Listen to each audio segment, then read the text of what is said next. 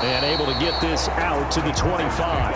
First and 10 at their own 25-yard line. The Broncos onto the field, ready to start their next drive. They have a chance to break our tie here as we get a look at the first drive of quarter 3. And it's such a tone setter, isn't it? Because both sides trying to seize momentum to begin the half. What do they have dialed up that'll give them an advantage to move the ball downfield? Let's find out what they have dialed up. A big play there on the catch and run. 55 yards. At the 20-yard line. So the field flips here as they'll go to work at the 20 now on 1st and 10.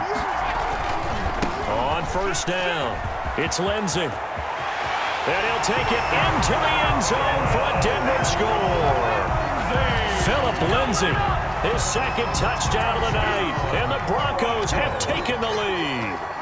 Great call to hand that one off, and his running back did the rest. Someone read their keys correctly, and on the defensive side of the ball, they certainly did not, because they really essentially just going to swarm the quarterback. They kind of guessed themselves out of the play, and guess who benefited? The guy with the football.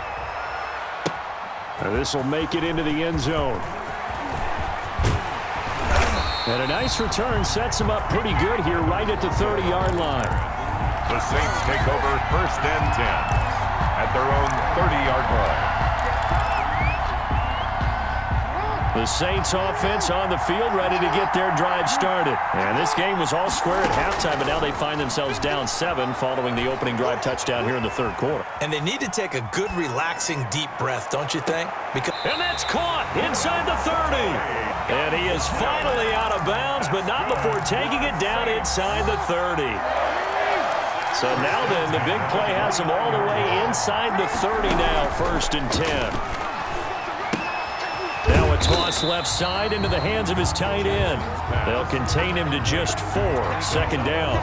One thing you're hoping for when you run drag routes, you're able to hit a receiver in stride, and he can pick up a lot of yardage after the catch.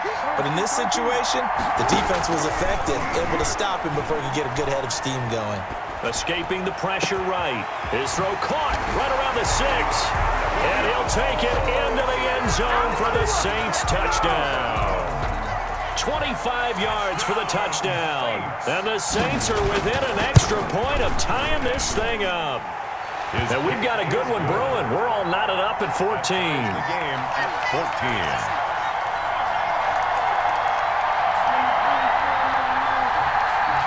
Morton Anderson to kick off. Nothing separating these two teams on the scoreboard as the kick's away here. Lockett the return. And he'll take it up past the 25 to the 26-yard line. The Broncos take over first and 10. The Broncos onto the field ready to start their next drive. And these two teams have traded touchdowns so far with their first possessions here in the third quarter, so we're right back to where we started at intermission. Yeah, how about that? Tied at the half, tied after the first 2 drives of the third quarter, 1 for each. That tells me that someone's defense has got to step up and make a big play and try and change the momentum of this game. First down, Murray. A quick target here, complete to Metcalf. And he'll be taken down, but not before he works it past the 50. Denver has a first down on the 15-yard play. Back-to-back good plays have him on the move on first down. And he is tackled inside the 40, not quite to the 35. They get 10 more there, and I believe that'll be enough for another first down. It will. Line of scrimmage, the 37 on 1st and 10. They'll keep it on the ground. This time it's Gordon. There goes Melvin Gordon. And all the way home for a Broncos score. Melvin Gordon, 37 yards. And the Broncos have broken the tie. Well, partner, that was another explosive run, and one thing I've learned in our time in this game, yes, the offensive line has to get a lot of credit, but for big runs to occur, the wide receivers have to block well downfield. And then you have to have a good guy carrying the ball too, right? Oh, without a doubt. You need that difference maker lugging the rock. Fielded a couple yards into the end zone. Oh, a dangerous return man showing it here. Past midfield, look out. And he'll return this one all the way onto the other side of the field. That strong return has set them up nicely for this drive, and we all know the next score is going to have a major impact on this game.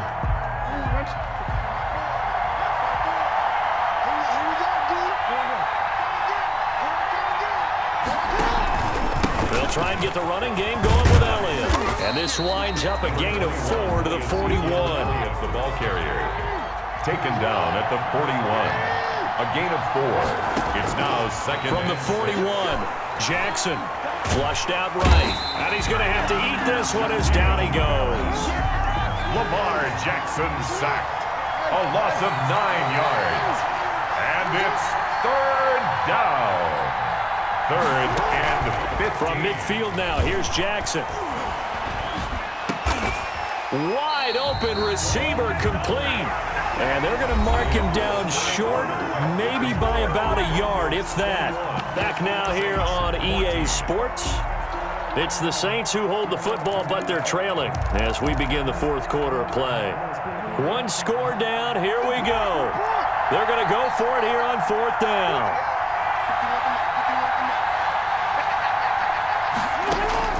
Here we go. It's Jackson on fourth down. This is Johnson. He's got it. That's good. And he's going to get to the 31, enough for the first down. A solid pickup of 5 and a very solid fourth down conversion. And defensively, pure frustration. And he doesn't quite make it, taking it within an eyelash. Dropped at the 1. For a save. That one nearly 30 yards, 29 officially. Off the 1-yard line. Again, Jackson toward the end zone, but that's going to wind up incomplete. The 14-time Pro Bowler Tony Gonzalez, the intended receiver. But it'll be second and goal. One man in the backfield, that's Elliott on second and goal. Now a second down throw for the end zone, but it's incomplete. The veteran Andre Johnson the target on that one. But now it's third and goal. And now third and goal following incompletions on first and second down. Steps away to his left. That's caught at the 1. Oh, this is going to depend on the spot, but it's not a very generous one. He looks to be about a yard or so short. A terrific job there to keep him out of the end zone. And now it'll be fourth and goal.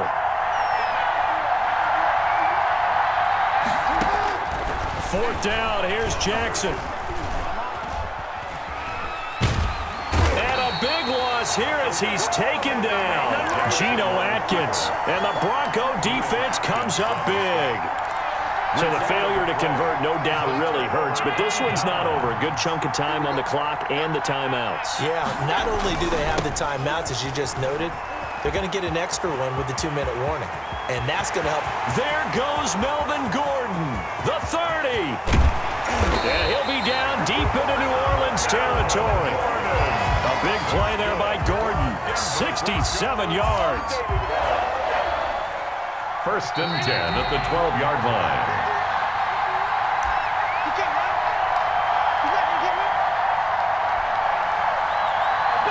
So it's Bronco football as we get you reset here. And let's see what they've come up with offensively after having time to talk it over. And he'll get this one down to about the 10-yard line. And quickly, we're going to get another stop here with 1:54 left as they call the timeout defensively. They're looking at a 2nd and 8 now from the 10. And for one of the first times tonight, he's going to be held up at the line of scrimmage. Brought down right at the line. Now we'll get a quick timeout called by New Orleans, number 2, as they'll talk it over here before what will be an important third down. And he'll be taken down, but he does have first down yardage. They're able to convert on third down, and that sets up a first and goal. Well, they gave themselves options there on the third down play, and were able to convert on that RPO. Shows a lot of trust with the guy taking the snap, doesn't it? Because you're counting on him to make the right reads and give the ball where it's supposed to go.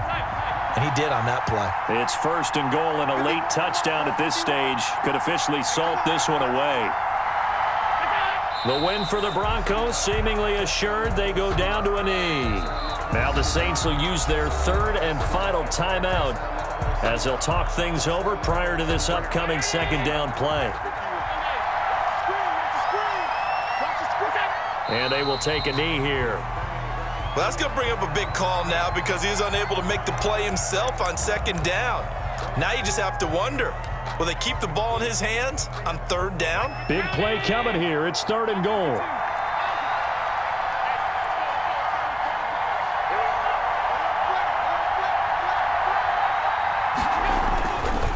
They'll try and punch it in. Gordon. And they're going to mark him down short, maybe by about a yard, if that. Only a yard there, so it brings up 4th and goal.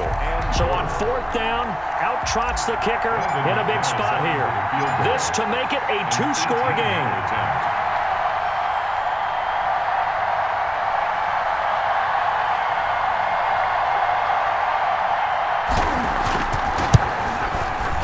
His kick is good. And that will extend their lead even further. So barring something extraordinary here in the closing stages, that field goal should just about put this one on ice. Yeah, we got to find 2 scores. So, we're not going to exactly move it over there yet.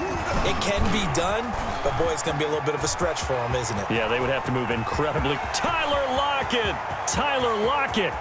Room to run at the 50. And they are not going to catch him. He's in. Doesn't affect the outcome, but, hey, nice job there to put it in the end zone for the final play. Could it affect other things? Sometimes these types of scores are ones that we don't consider big at the time. Then later on we find out maybe that was a tiebreaker. Yeah. Or, of course, in the fantasy football world, these points mean a lot. A lot there. One last shot for Jackson. And it's intercepted at the goal line. It's Chris Harris with a pick.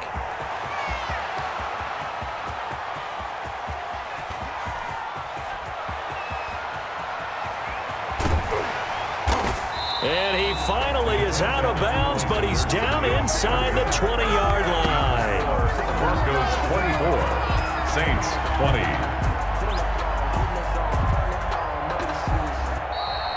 Tonight's final. Well, an interesting finish to this one. They get in the end zone at the end of the game.